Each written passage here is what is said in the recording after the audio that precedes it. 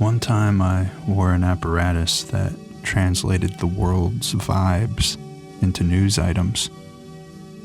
Yeah, I say wore an apparatus, it was actually implanted directly into my brain. These news items were supposed to be headlines that played in my mind like a voice speaking to me. But I noticed that the news items weren't always about the world. Many times they'd be specific to me or my body, such as, "You are nervous speaking to an attractive person," or "You really need to use the bathroom now and prepare to be in there for a long time." In fact, the voice became more prominent and biased the longer I used it. Like I said, it was designed to keep me informed about politics, sports, the latest goings-on in the entertainment industry, but soon it became fixated on my own life and me. Maybe because that's mostly what I was focused on. It became less reportage and more unsolicited advice over time, too. It went from things like, "It's time to eat lunch," to, "You shouldn't have had that for lunch. Didn't you have a hamburger yesterday? You should have had a bigger breakfast and you wouldn't need such a big lunch. Now what are you going to have for dinner? The burger was supposed to be for dinner. You've really got to do better grocery shopping so you're stocked for the week. You're back at the grocery store pretty much every day." Stuff like that. After I failed to adhere to its advice consistently enough, for a long enough time, it checked out completely. I still had it implanted in my brain, but I'd forget that I did during these long stretches of silence. Every now and then, when I did something I didn't like, it would let out a long sigh or an abrupt, mirthless "Ha!" I decided to get it removed. My intention had been to use it to stay informed, and then I adjusted and I thought, okay, I can use it to improve myself. But all it was doing was essentially doubling the discouraging voices I carried over in my mind from childhood. Same as everybody. So I had the implant removed and I sold it for twice what I paid for it. The demand had only gone up since I'd acquired it. I was among the first to try it. I told the potential buyers all about my experience with it, but they couldn't be talked out of wanting it. They, like me, or like I once did, had their high hopes still intact. I could only imagine that later on they, like me, would also discover just how worthless it was too.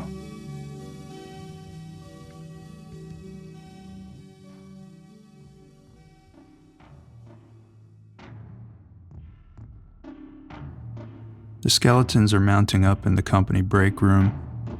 Many of them are frozen mid-banal conversation. Told there's something wrong with the break room, or the appliances in it, the freezer maybe, they say.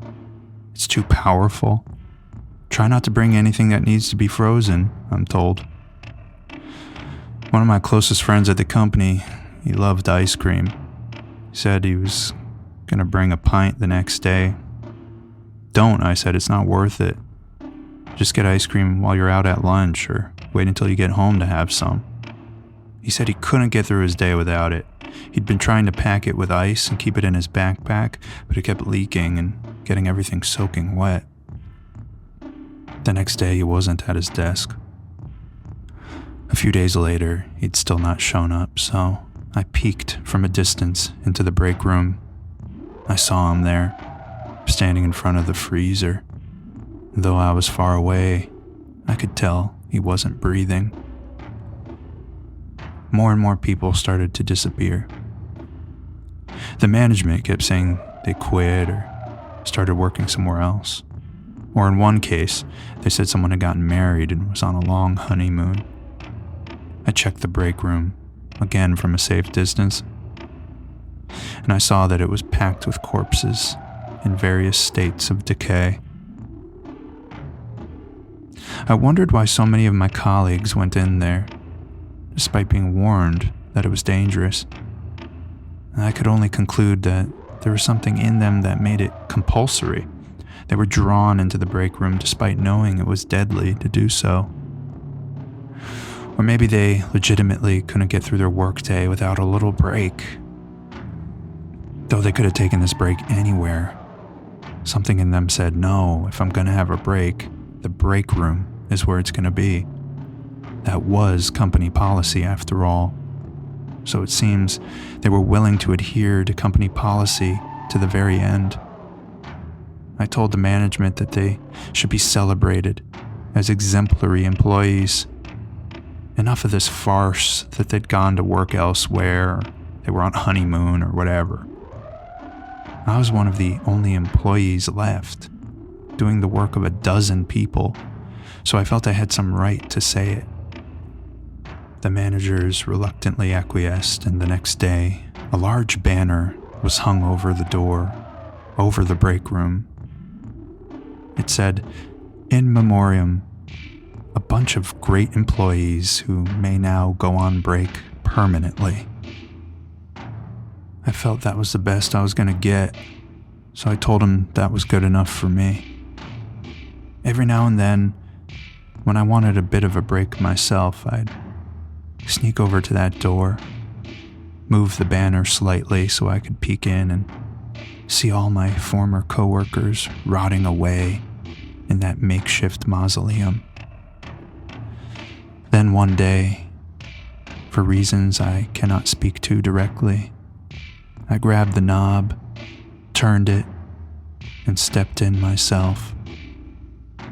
That's when my break began.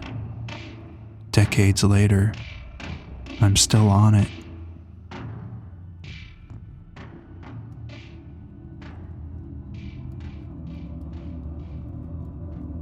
My dad always insisted on fixing everything himself around the house, to save money mostly. Each project would start calmly enough, but before long I could hear him cursing and muttering to himself. One evening at dinner, he said he couldn't keep up with the schedule of constant repairs, that it would be the death of him. But thankfully he'd finally found a solution. I was wrong to run around the house trying to fix all these little things. As soon as one project was done, more came up, like heads on a hydra. The problem isn't the house, but us. If we were a more efficient and stronger family, the house would follow our lead. Starting today, I will shift my maintenance efforts onto all of you. We didn't understand exactly what he meant by that, nor would he explain.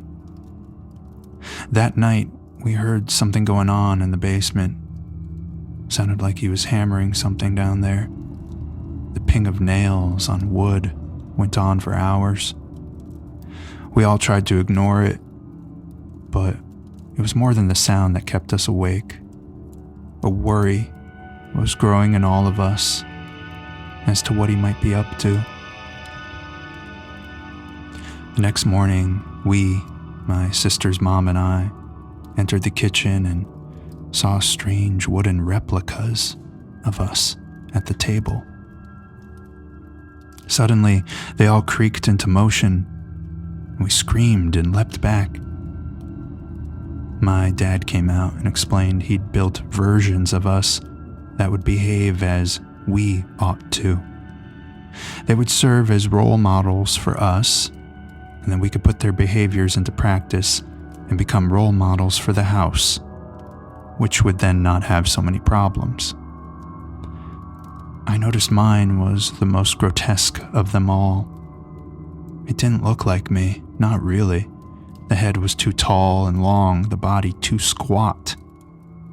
I'm not sure if he'd created this form on purpose to provoke me, or if he'd just forgotten what I looked like.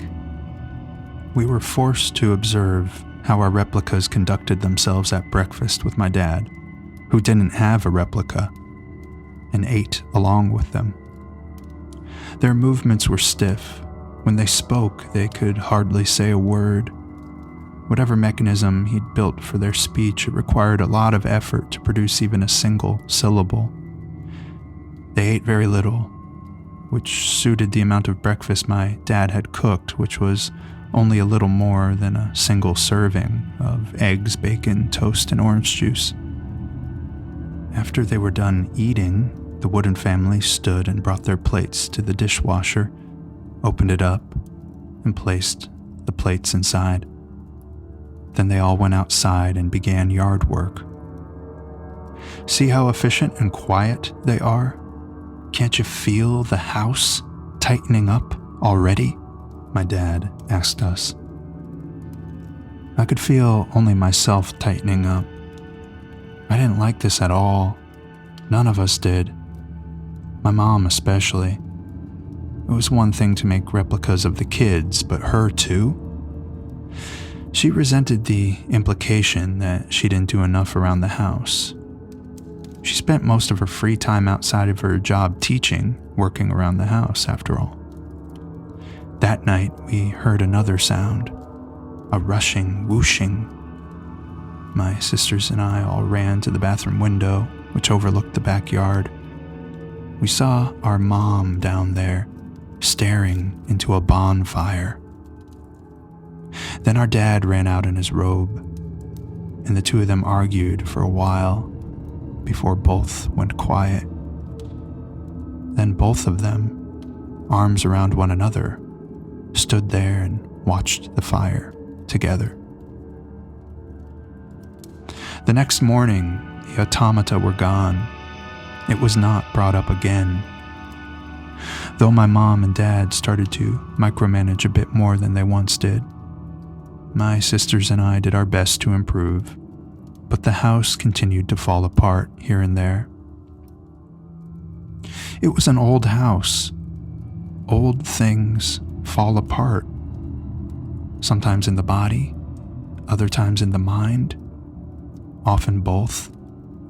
If anything, I think the house was having an influence on us more than we were on it, because for my sisters and I, and my parents for that matter, things started to fall apart here and there, for us too. And for most of us, this crumbling was happening much sooner than expected.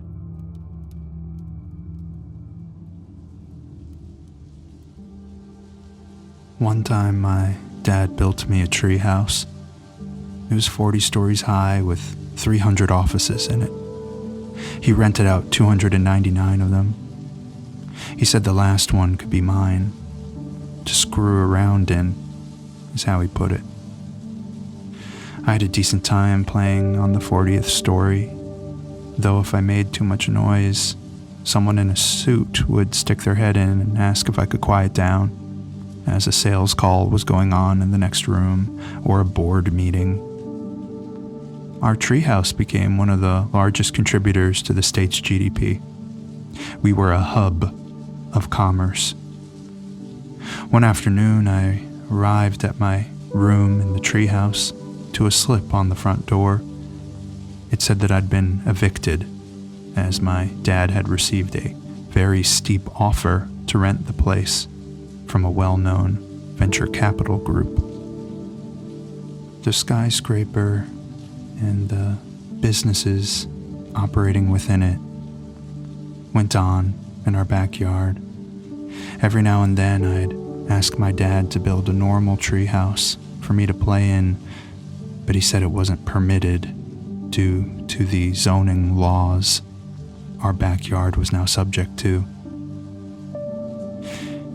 He said he'd set aside some of the money that came in from owning the building, and that when I was older, I'd receive it and appreciate it way more than I ever would a simple treehouse. I'm still waiting to receive that money. So as to whether or not I will appreciate it more than having a simple treehouse, as of now, I can't say.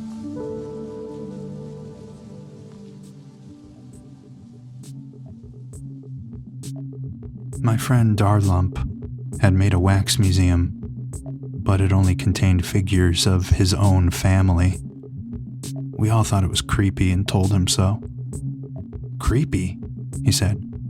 How is it creepy when it's my own family, and they've been so carefully rendered? We told him it was the realistic detail that made it stranger. It had an obsessive quality, first of all. Secondly, the eyes were far too alive. We asked him what he'd used for the eyes. Glass replicas, maybe? No, he said. I spared no expense for these.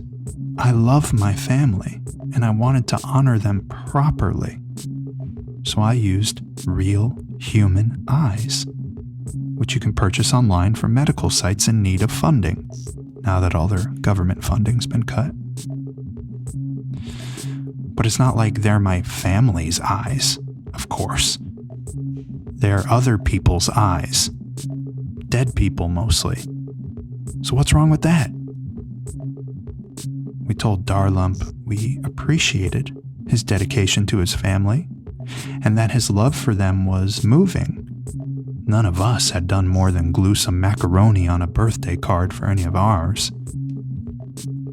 But with that said, we never wanted to enter his personal wax museum ever again, because no matter what the motivation was, it was still unsettling and uncanny.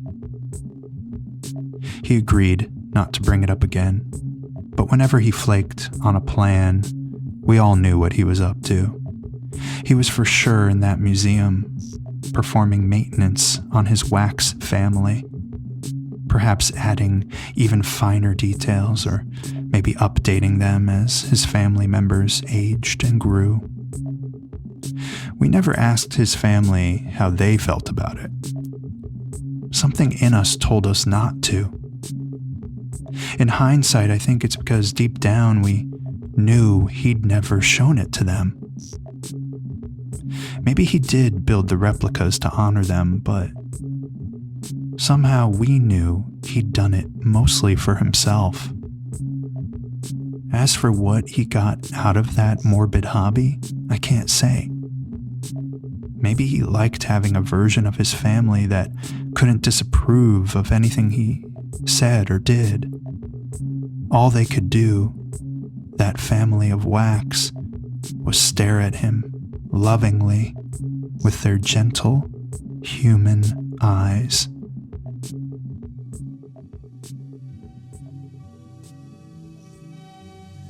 There's this apparatus you can get surgically implanted in your brain.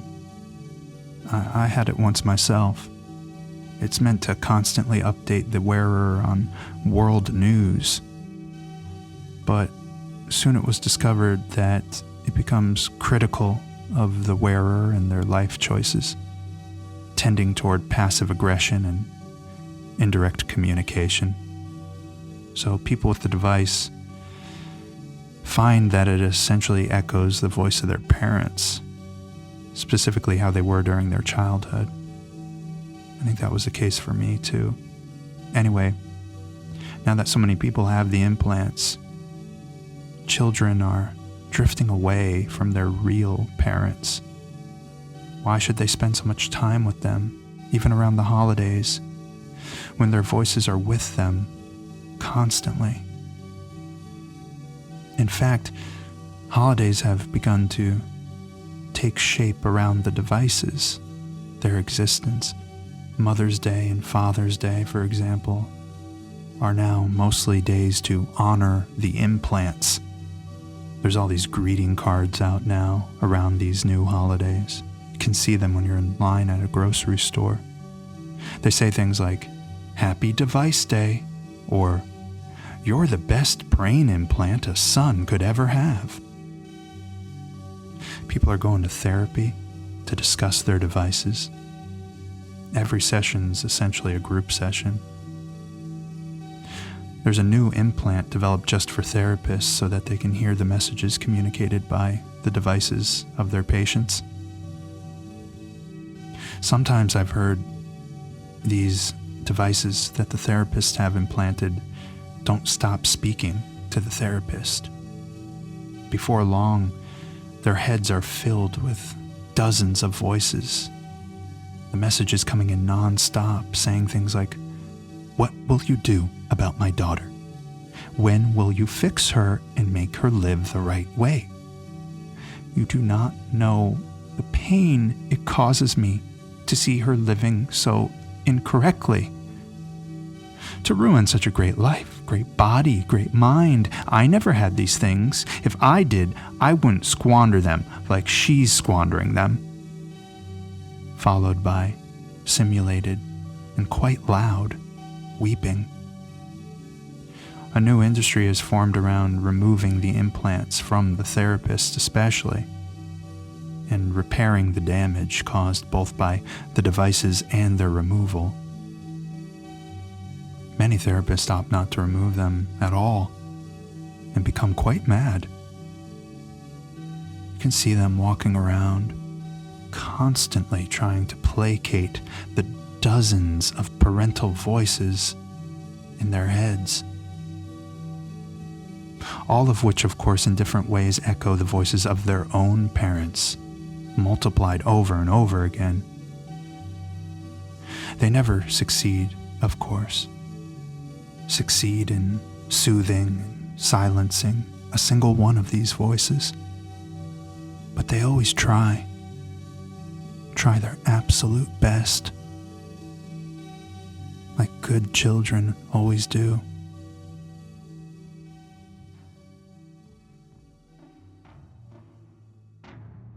There are all these companies now that are renting out office space that comes furnished. People interested in renting have two options. There are offices with break rooms, which very likely will kill your employees if they spend too much time in there, and those without break rooms at all. They haven't figured out a way to make break rooms function non-lethally. They assert that it's not, in fact, possible. My company opted for one with a lethal break room, but being not like the other corporations, they strongly discouraged our use of the break room for breaks. Instead, they suggested try going for a walk or just hang out at your desk. Some try going for a walk, but on days when the weather's really bad, they stay at their desk. However, they're scolded for chatting at their desk, as some of the others around them are not on breaks and find it distracting. So after a while, some people started using the break room, and the bodies began to pile up. Companies renting out these spaces said, "Well, you signed a legal waiver and were thoroughly warned, so we're not responsible." Again, wanting to be one of the good corporations, my company moved us to a place without a break room at all. But people still needed breaks and started to turn random rooms into makeshift break rooms. Before long, the bodies piled up in these new break rooms too. No one knows why break rooms should kill employees. The general thought has always been that breaks are overall better for people, but now people aren't so sure. In fact, as a result, breaks have been made illegal. Workers must never go on a break for their own health and safety, they say. But it didn't take long at all for the bodies to begin to pile up at people's desks. It wasn't clear whether that was due to people secretly taking breaks mentally at their desk or if it was from overwork. Those who haven't dropped dead at their desk often end up dying at home. Efforts have been made at the bureaucratic level to keep people busy around the clock. Even sleep has strongly been discouraged, as so many people have been dying in their sleep as well. But everybody's dropping dead anyway. Then, after the fact, they're accused of secretly taking mental breaks when they should have been working. So many employers, including my own, have gone full circle, and they've returned to the usual office setup with the usual working hours as well, with break rooms available. It's better to have the bodies pile up in the break room after some productive hours rather than have people drop dead all over the office, which demands an expensive cleanup fee, or even worse, to have it happen at their home when no good work has been done at all. I don't know why I haven't dropped dead yet. At least, I don't think I'm dead. I could, of course, be a spirit doomed to believe I'm working normally, never having dropped dead, when in fact I did. Maybe the afterlife is our simplest wish fulfilled like a childish dream. It repeats itself endlessly, giving us the illusion that we're alive, working forever.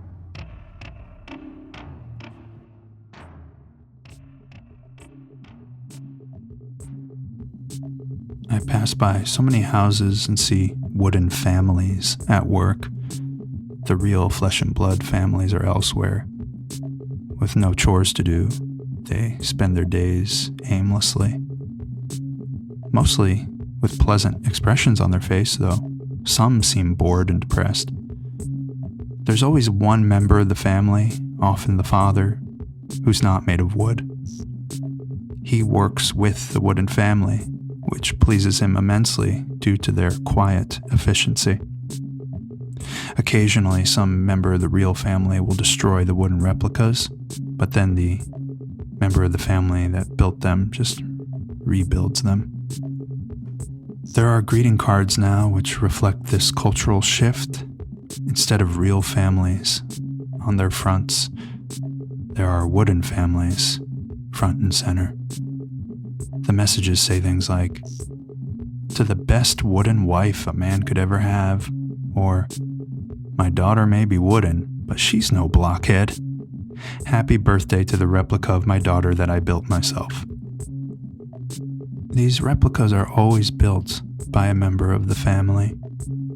Companies have come and gone offering to build even better replicas, but people found they didn't feel quite the same as replacing your own family using trees from your own yard.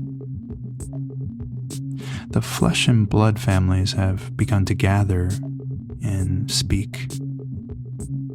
Some say they're planning something big, something to win back the world from these machines that have replaced them.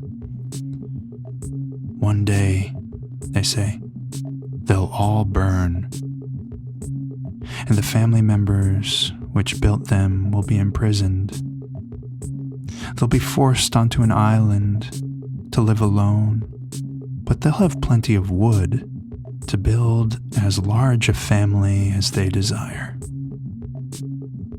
In fact, I've heard that in some early discussions, this is seen as a fair compromise by both parties. There are even greeting cards returning to messages celebrating families of flesh and blood, and there are even some very prematurely produced, tailored to those family members who will one day be exiled onto the island. They say things like, "Hope you and your wooden family are having a great time out there." Some have funny little illustrations of bearded, shirtless men or ladies with coconut bras surrounded by wooden people who they may or may not truly love, but at least they're quiet and efficient.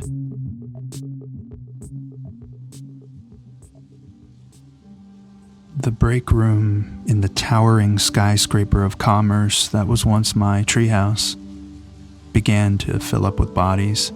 No one knew why.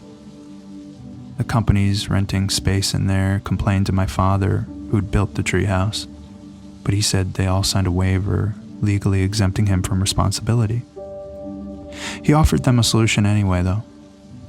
He said he could build them a new workforce out of wood that would work quietly and efficiently and couldn't die in a break room because they're never in need of a break.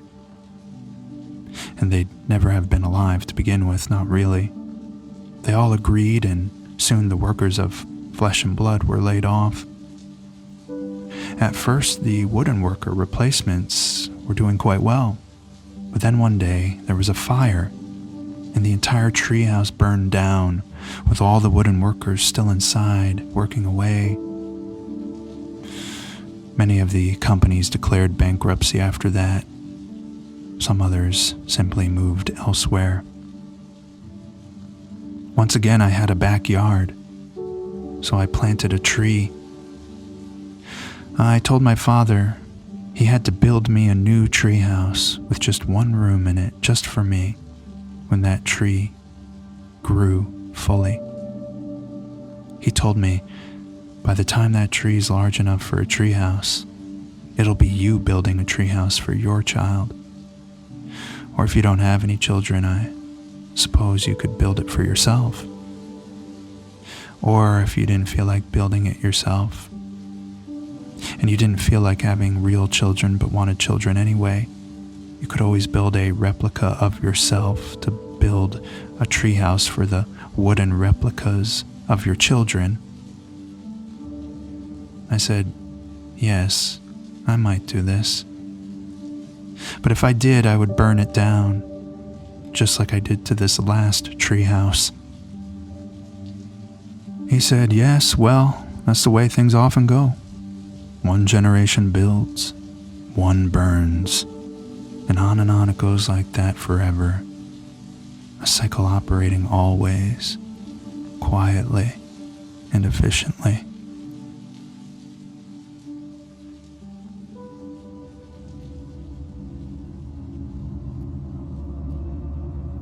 There are wooden tourists at a wax museum in a replica of Times Square, which is located in a replica of New York City, which is located in a replica of the entire world. Is this how people looked when they were made of flesh and blood? Asks a wooden replica child to their wooden replica parents. It is very remarkably close, down to the details, say the parents, especially the eyes. It's unsettling how alive these eyes are, in particular. Suddenly, a fire alarm goes off. Flames lick the walls. The wooden tourists are trapped. Slowly, they burn. The wax statues all melt quite quickly. In the end, all is ash. The entire world is ash. The replica Times Square, the replica New York City, the replica world, the fire lit by those with flesh and blood, having consumed it all. All is ash and eyes, human eyes, sparkling out, staring always, hopefully and longingly toward a better future.